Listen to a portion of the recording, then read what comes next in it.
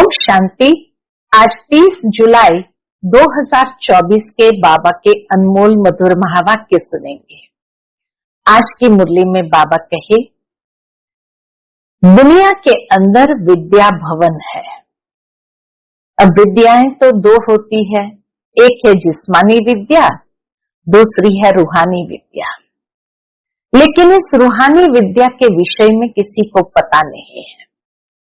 रूहानी विद्या ज्ञान का सागर परमात्मा आकर के हमें सिखाते हैं और राजयोग सिखाते हैं।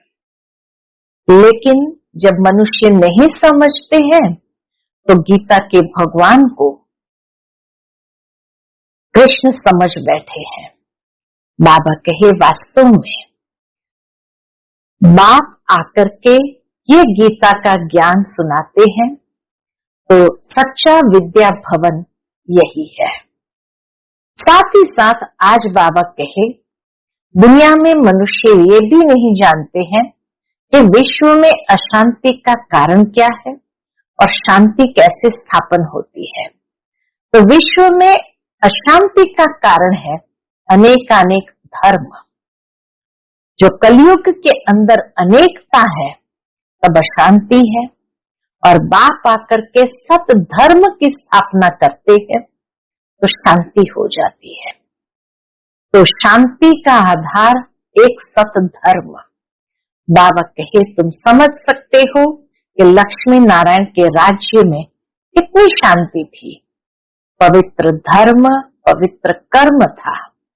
कल्याणकारी बाप आकर के फिर से नई दुनिया बना रहे हैं। तो बाबा कहे, बाबा आकर के तुम बच्चों के सब दुख को हर लेते हैं, इसीलिए उनको दुख हरता सुख करता कहा जाता है, ताकि इस संसार के अंदर मनुष्य कभी किसी के दुख को हर नहीं सकता है। तो सुनते हैं आज के बाबा के अनमोल मधुर महावाक्य। ओम शांति। मीठे बच्चे, दुख हरता सुख करता एक बाप है। वही तुम्हारे सब दुख दूर करते हैं। मनुष्य किसी के दुख दूर नहीं कर सकते। आज की मुरली से प्रश्न है, विश्व में अशांति का कारण क्या है? शांति स्थापन कैसे होगी? उत्तर, विश्व में अशांति का कारण है अनेकानेक धर्म। कलयुग के अंत में जब अनेकता है तब अशांति है। बाप आकर एक सत धर्म की स्थापना करते हैं, वहां शांति हो जाती है। तुम समझ सकते हो कि लक्ष्मी नारायण के राज्य में शांति थी, पवित्र धर्म, पवित्र कर्म था। कल्याणकारी बाप फिर से वह नई दुनिया बना रहे हैं, उसमें अशांति का नाम नहीं। ओम शांति। रूहानी बाप बैठ रूहानी बच्चों को समझाते हैं। रूहानी बाप को ही ज्ञान का सागर कहा जाता है। यह तो बच्चों को समझाया है। बॉम्बे में भी बहुत सोशल वर्कर्स हैं, उनकी मीटिंग होती रहती है।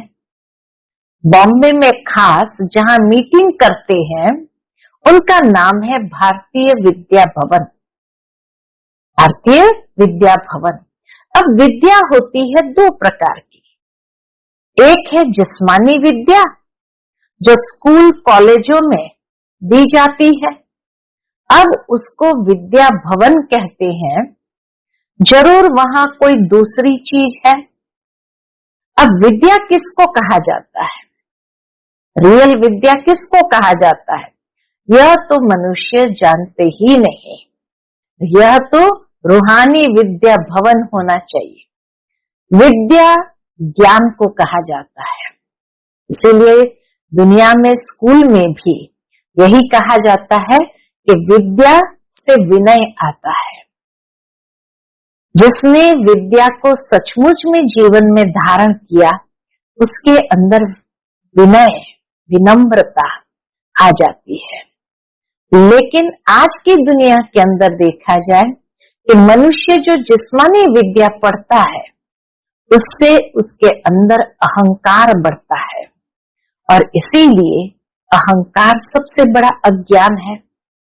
तो बाबा आकर हम बच्चों को रूहानी विद्या सिखाते हैं। विद्या का सही अर्थ है ज्ञान।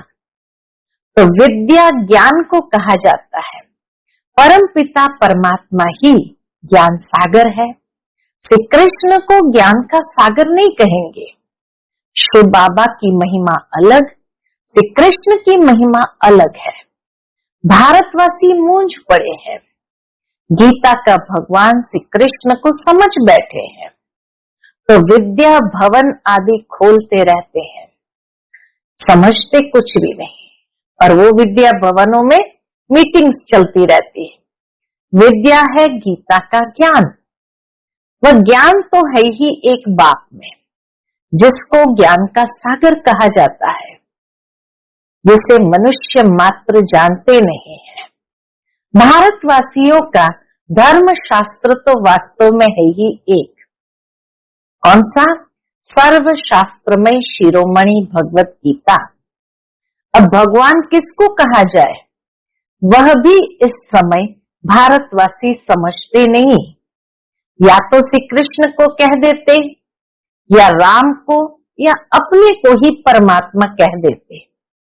अब तो समय भी तमो प्रधान है, रावण राज्य है ना, समय भी तमो प्रधान है।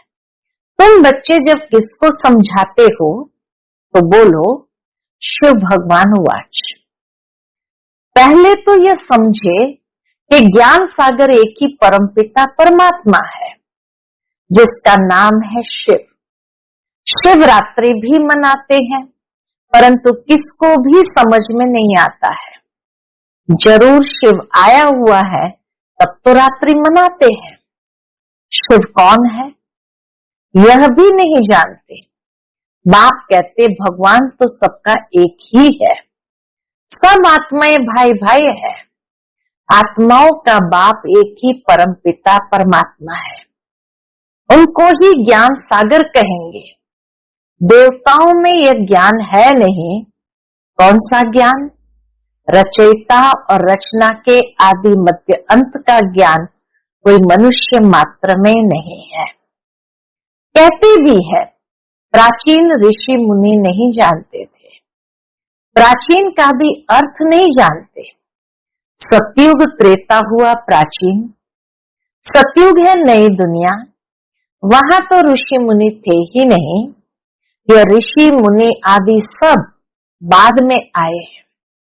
वह भी इस ज्ञान को नहीं जानते, नेति नेति कह देते हैं।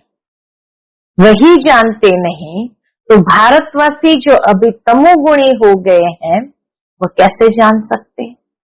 बाबा कहे जब वही नहीं जानते थे तो जो तमोगुणी हो गए वो कैसे जान सकते? इस समय साइंस का घमंड भी कितना है। इस साइंस द्वारा समझते हैं भारत स्वर्ग बन गया है। इसको माया का पॉम्प कहा जाता है। फॉल ऑफ पॉम्प का एक नाटक भी है।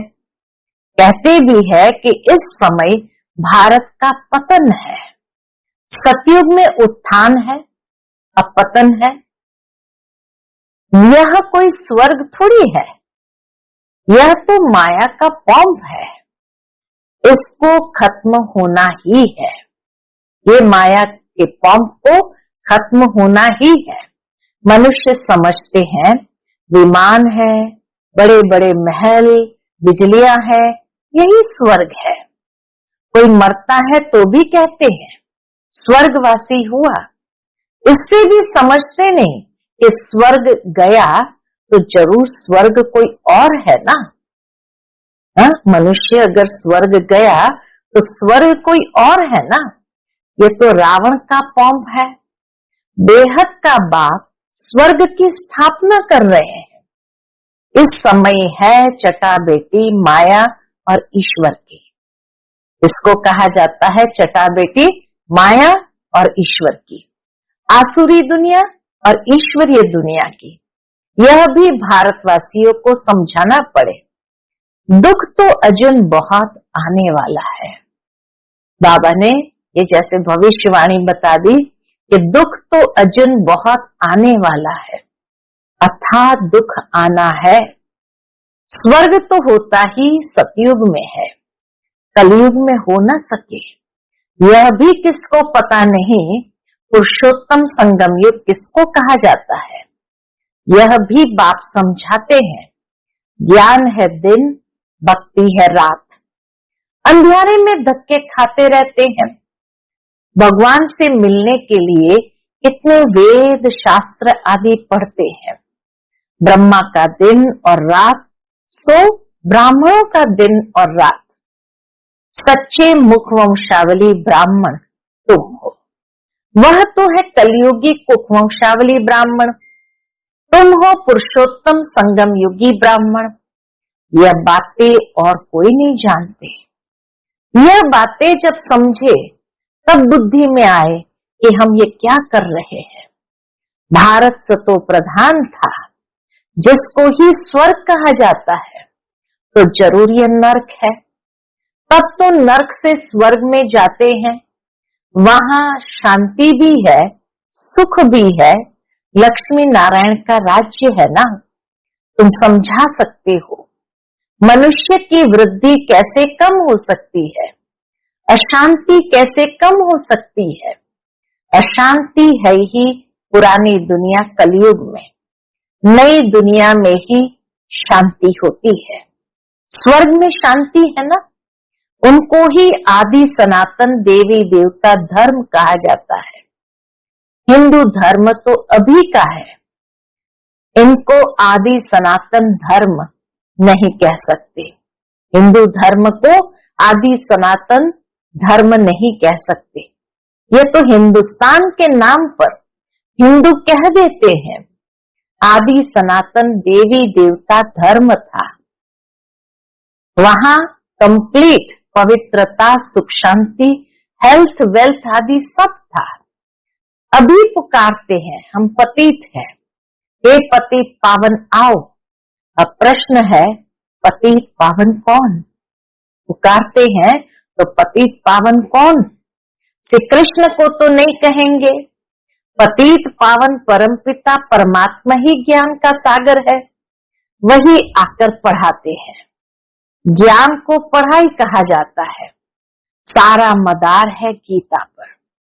अभी तुम प्रदर्शनी, म्यूजियम आदि बनाते हो, लेकिन अभी तक बीके का अर्थ नहीं समझते।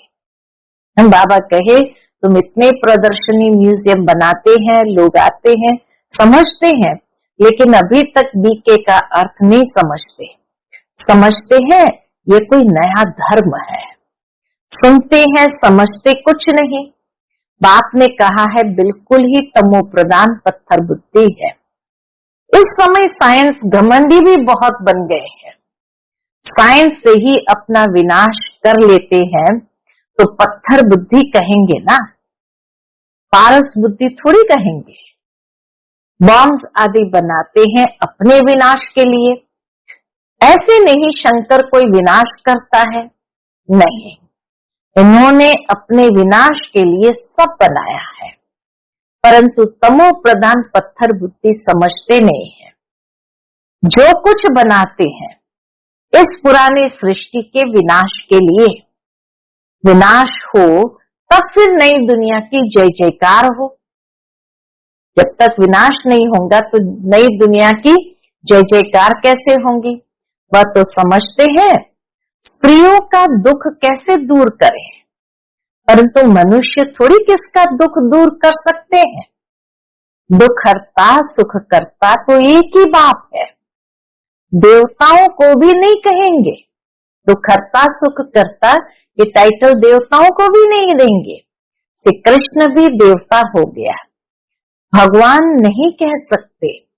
यह भी समझते नहीं, जो समझते हैं वह ब्राह्मण बन औरों को भी समझाते रहते हैं।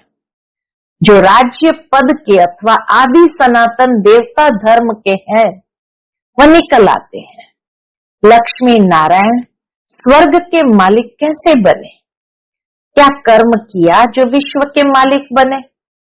इस समय कलयुग अंत में तो अनेक अनेक धर्म हैं, तो अशांति है। नई दुनिया में ऐसे थोड़ी होता है। बाबा कहे नई दुनिया में ऐसे थोड़ी होता है। अभी यह है संगम युग, जबकि बाप आकर राजयोग सिखलाते हैं। बाप ही कर्म अकर्म विकर्म की नॉलेज सुनाते हैं। आत्मा शरीर लेकर कर्म करने आती है। सतयुग में जो कर्म करते हैं वह अकर्म हो जाते हैं, वहां विकर्म होता नहीं। सतयुग में विकर्म होता नहीं, दुख होता ही नहीं। कर्म अकर्म विकर्म की गति बाप ही आकर अंत में सुनाते हैं। मैं इनके बहुत जन्मों के अंत के भी अंत में आता हूं, इस रथ में प्रवेश करता हूं। अकाल मूर्त आत्मा का ये रथ है। सिर्फ एक अमृतसर में नहीं, सभी मनुष्य का अकाल तत्व है। आत्मा अकाल मूर्त है। ये शरीर बोलता चलता है। अकाल आत्मा का ये चैतन्य तत्व है। अकाल मूर्त तो सभी है। बाबा के अकाल मूर्त तो सभी है, बाकी शरीर को काल खा जाता है। आत्मा तो अकाल है। तख्त तो खलास कर देते हैं। सतयुग में तख्त कोई बहुत थोड़े होते हैं। सतयुग में तो बहुत कम लोग होते हैं, देवताएं होते हैं, तो वहां बहुत तख्त भी नहीं है। जैसे ही आत्मा निकल जाती तो तख्त को यानी शरीर को खलास कर देते हैं। सतयुग में तख्त कोई बहुत थोड़ी होते हैं। इस समय करोड़ों आत्माओं के तख्त है। अकाल आत्मा को कहा जाता है। आत्मा ही तमो प्रधान से सतो प्रधान बनती है। मैं तो एवर सतो प्रधान पवित्र हूं। बल कहते हैं प्राचीन भारत का योग, परंतु वह भी समझते हैं श्री कृष्ण ने सिखाया था। गीता को ही खंडन कर दिया है। जीवन कहानी में नाम बदल दिया है। जीवन कहानी में नाम बदल दिया है। बाप के बदले बच्चे का नाम डाल दिया है। शिवरात्रि मनाते हैं, परंतु वो कैसे आते हैं यह जानते नहीं है। शिव है ये परमात्मा, उनकी महिमा बिल्कुल अलग है। आत्माओं की महिमा अलग है। बच्चों को ये पता है राधे कृष्ण ही लक्ष्मी नारायण है। लक्ष्मी नारायण के दो रूप को ही विष्णु कहा जाता है। फर्क तो है नहीं। बाकी 4 भुजा वाला 8 भुजा वाला कोई मनुष्य होता नहीं है। देवियों आदि को कितनी भुजाएं दे दी है, समझाने में समय लगता है। बाप कहते हैं मैं हूं ही कौन? मैं हूं ही गरीब निवास। मैं आता भी तब हूं जब भारत गरीब बन जाता है। राहु का ग्रहण बैठ जाता है। बृहस्पति की दशा थी, अब राहु का ग्रहण भारत में तो क्या सारे वर्ल्ड पर है। इसलिए बाप फिर भारत में आते हैं, आकर नई दुनिया स्थापन करते हैं, जिसको स्वर्ग कहा जाता है। भगवान वाच मैं तुमको राजाओं का राजा डबल से ताज स्वर्ग का मालिक बनाता हूं। 5000 वर्ष हुआ जबकि आदि सनातन देवी देवता धर्म था, अभी वह है नहीं। तमो प्रधान हो गए हैं। बाप खुद ही अपना अर्थात रचयिता और रचना का परिचय देते हैं। तुम्हारे पास प्रदर्शनी म्यूजियम में इतने आते हैं, समझते थोड़ी हैं। बहुत आकर के देखकर चले जाते हैं, बाकी समझते कितना है मालूम नहीं। कोई विरले समझकर कोर्स करते हैं। रचयिता और रचना को जानते हैं। रचता है बेहद का बाप, उनसे बेहद का वर्षा मिलता है। ये नॉलेज बाप ही देते हैं। फिर राजाएं मिल जाती है तो वहां नॉलेज की दरकार नहीं। सदगति कहा जाता है नई दुनिया स्वर्ग को, दुर्गति कहा जाता है पुरानी दुनिया नरक को। बाप समझाते हैं तो बहुत अच्छी तरह से है। बाबा आकर बहुत अच्छी तरह से समझाते हैं। बच्चों को भी ऐसे समझाना है, लक्ष्मी नारायण का चित्र दिखाना है। यह विश्व में शांति स्थापन हो रही है। लक्ष्मी नारायण का राज्य माना ही विश्व में शांति स्थापन हो रही है। आदि सनातन देवी देवता धर्म का फाउंडेशन है नहीं, जो बाप स्थापन कर रहे हैं। देवताओं का पवित्र धर्म, पवित्र कर्म था। अभी यह है ही विशेष वर्ल्ड। नई दुनिया को कहा जाता है वाइसलेस वर्ल्ड, शिवालय। अब समझाना पड़े तो विचारों का कुछ कल्याण हो। बाप को ही कल्याणकारी कहा जाता है। वह आते ही है पुरुषोत्तम संगम युग पर। कल्याणकारी युग में कल्याणकारी बाप आकर सबका कल्याण करते हैं। पुरानी दुनिया को बदल नई दुनिया स्थापन कर देते हैं। ज्ञान से सदगति होती है। इस पर रोज टाइम लेकर समझा सकते हो। बोलो, रचना और रचना के आदि मध्य अंत को हम ही जानते हैं। यह गीता का एपिसोड चल रहा है, जिसमें भगवान ने आकर राजयोग सिखाया है, डबल सिरताज बनाया है। यह लक्ष्मी नारायण भी राजयोग से यह बने हैं। इस पुरुषोत्तम संगम युग पर बाप से राजयोग सीखते हैं। बाबा हर बात कितना सहज समझाते हैं। बाबा हर बात एकदम सहज करके समझाते हैं। अच्छा, मीठे मीठे सिकिलदे बच्चों प्रति माता पिता बाप दादा का याद प्यार और गुड मॉर्निंग। रूहानी बाप की रूहानी बच्चों को नमस्ते। हम सब रूहानी बच्चों की रूहानी माता पिता बाप दादा को याद प्यार, गुड मॉर्निंग और नमस्ते नमस्ते। शुक्रिया बाबा, शुक्रिया।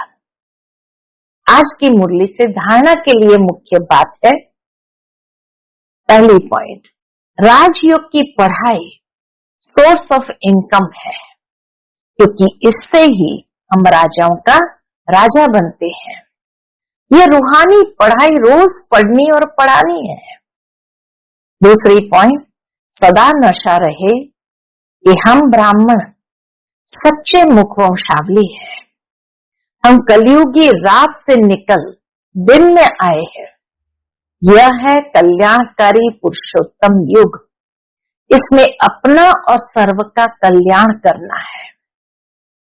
आज का बाप दादा का मधुर वरदान हम बच्चों के प्रति है, हर श्रेष्ठ संकल्प को कर्म में लाने वाले मास्टर सर्वशक्तिमान भव। हर श्रेष्ठ संकल्प को कर्म में लाने वाले मास्टर सर्वशक्तिमान भव। मास्टर सर्वशक्तिमान माना संकल्प और कर्म समान हो। मास्टर सर्वशक्तिमान माना संकल्प और कर्म समान हो। अगर संकल्प बहुत श्रेष्ठ हो और कर्म संकल्प प्रमाण न हो तो मास्टर सर्वशक्तिमान नहीं कहेंगे। तो चेक करो, जो श्रेष्ठ संकल्प करते हैं वो कर्म तक आते हैं या नहीं। मास्टर सर्वशक्तिमान की निशानी है, क्या निशानी है, कि जो शक्ति जिस समय आवश्यक हो वो शक्ति कार्य में आए। स्थूल और सूक्ष्म सब शक्तियां इतना कंट्रोल में हो जो जिस समय जिस शक्ति की आवश्यकता हो उसे काम में लगा सके। आज का स्लोगन है, ज्ञानी तो आत्मा बच्चों में क्रोध है, तो इससे बाप के नाम की ग्लानि होती है। जरूर इस बात को अच्छी तरह समझना है कि ज्ञानी तो आत्मा बच्चों में क्रोध है, तो इससे बाप के नाम की ग्लानि होती है। इसलिए ज्ञानी तो आत्मा तो वह जिसमें क्रोध न हो। अच्छा, ओम शांति।